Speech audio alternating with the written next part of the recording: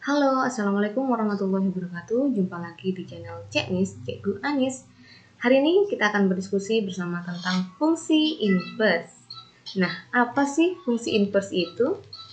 Oke, jika terdapat suatu fungsi f yang memetakan himpunan A ke himpunan B, maka yang dikatakan fungsi inverse itu merupakan suatu fungsi balikan. Artinya, inverse dari fungsi f ini yaitu f inverse yang memetakan himpunan B ke himpunan A. Oke, kita simak pengertiannya. Fungsi inverse atau fungsi balikan dari suatu fungsi yaitu fungsi yang memetakan y yang merupakan elemen B ke x yang merupakan elemen A yang apabila dinyatakan dalam pasangan tersebut menjadi f inverse sama dengan x, y, di mana y merupakan elemen dari B dan x merupakan elemen dari A. Sehingga kesimpulannya adalah fungsi inverse atau fungsi kebalikan merupakan suatu fungsi yang berkebalikan dari fungsi asalnya. Nah, masih ingat nggak kalian tentang sifat-sifat fungsi? Yuk, kita tentukan sifat dari fungsi berikut. Ada 3 gambar fungsi. Untuk gambar pertama ada fungsi f yang memetakan himpunan A ke himpunan B, ada fungsi g yang memetakan himpunan C ke himpunan D, dan ada himpunan H yang memetakan himpunan E ke himpunan F. Nah, sifat dari ketiga fungsi ini apa ya kira-kira? Oke, langsung saja ya. Untuk gambar pertama, fungsi f ini merupakan fungsi injektif. Untuk gambar kedua, fungsi g merupakan fungsi bijektif. Dan untuk gambar ketiga, fungsi h merupakan fungsi surjektif. Nah, dari ketiga fungsi ini, maka setelah di-inverse, f dari fungsi f ini akan himpunan B ke himpunan A, sedangkan G setelah di-inverse akan memetakan himpunan D ke himpunan C, kemudian H setelah di-inverse akan menjadi H inverse yaitu dari F ke E. Nah, sekarang saya memiliki 3 pertanyaan. Untuk pertanyaan pertama, apakah inverse dari ketiga fungsi tersebut juga merupakan fungsi atau hanya merupakan relasi biasa? Apa ya kira-kira jawabannya? Untuk gambar kedua, manakah dari ketiga inverse fungsi di atas yang juga merupakan fungsi? Apakah gambar pertama, gambar kedua, atau gambar ketiga? Untuk soal yang ketiga, apakah yang dapat kamu simpulkan agar inverse dari suatu fungsi juga merupakan fungsi? Kemudian, berdasarkan kesimpulan dari soal-soal di atas, bisakah kalian menyebutkan syarat agar inverse dari suatu fungsi juga bisa dikatakan fungsi? Sekarang, kalian bisa dapat menarik kesimpulan dari soal-soal tadi di atas. Jadi, inverse suatu fungsi juga merupakan fungsi jika dia memiliki sifat apa ya? Dijawab nanti. Nah, sekarang langkah-langkah untuk menentukan fungsi inverse dari suatu fungsi fx.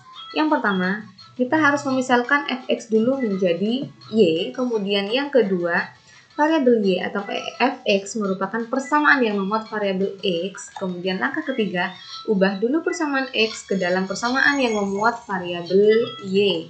Kemudian yang terakhir, ubah variabel x menjadi f pangkat min 1x dan variabel y menjadi variabel x. Langsung saja kita ke contoh. Carilah rumus fungsi inverse dari fungsi-fungsi berikut. Untuk soal pertama, diketahui fx sama dengan 5x ditambah 7. Nah, penyelesaiannya sesuai dengan langkah-langkah ini tadi. Yang pertama kita harus memisahkan fx ini menjadi y dulu. Sehingga y sama dengan isi fx tadi pada soal yaitu 5x plus 7.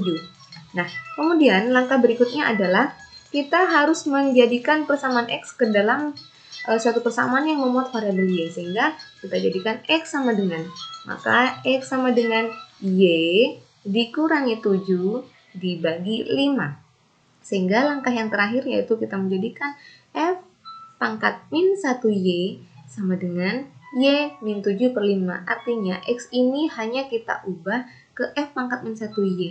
Untuk lainnya tetap tidak berubah. Sehingga langkah terakhirnya yaitu hanya merubah variabel y ini menjadi variabel x.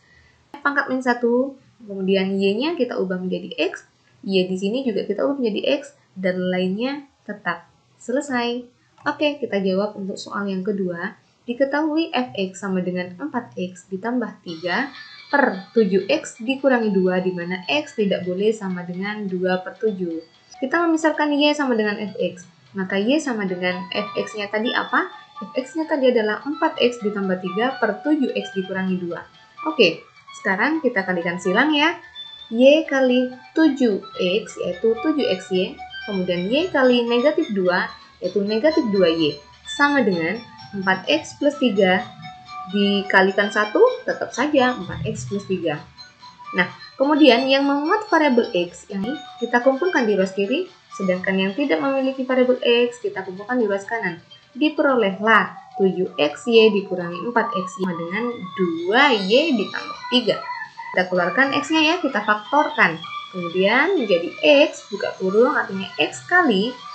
Setelah x kita ambil menjadi 7y. Setelah x kita ambil menjadi negatif 4 sama dengan ini tetap. Nah, sekarang kita menjadikan x sama dengan 2y plus 3 dibagi 7y dikurangi 4. Nah, sekarang langkah terakhirnya. Fungsi inverse dari x yaitu 2x ditambah 3, 7x dikurangi 4. Dari y menjadi x, dari y menjadi x. Selesai. Nah, sekarang saya ingin kalian berlatih. Ayo kita berlatih. Kalian akan mengirimkan jawaban ini ke link yang akan saya bagikan untuk berikutnya. Terima kasih, selamat mengerjakan, dan keep smile. Wassalamualaikum warahmatullahi wabarakatuh.